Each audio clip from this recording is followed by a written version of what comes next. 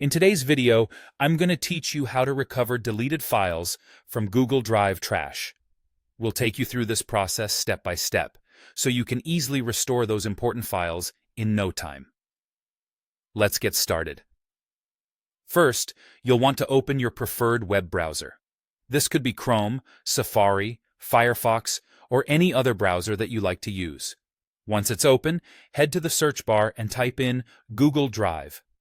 This should bring up a list of search results. The one you're looking for is usually the first link, but you want to ensure it includes the URL drive.google.com/drive/quota. Go ahead and click on that link. Now you may need to log into your Google account. It's crucial to use the same account where you originally stored the files you're hoping to recover. If you're prompted to log in, simply enter your username and password. Once successfully logged in, you should find yourself on the Google Drive dashboard.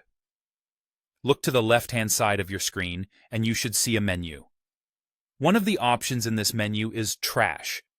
This is where your deleted files are stored temporarily. Go ahead and click on Trash to open it. Here, you'll see a list of files that you've deleted in the past. These files remain in the trash for 30 days before they're permanently erased, so timing is crucial. Scroll through the list and locate the files you wish to recover. Once you've found the file you're looking for, right-click on it. From the drop-down menu that appears, select the option Restore. This will move the file back to its original location in your Google Drive. If you have multiple files that you wish to restore at once, there's a handy way to do it. Click on the first file in the list, then hold down the Shift key on your keyboard. While holding Shift, click on the last file in the range you want to restore. You can then right-click any of the selected files and choose Restore from the menu, or you can click the Restore icon at the top of the page.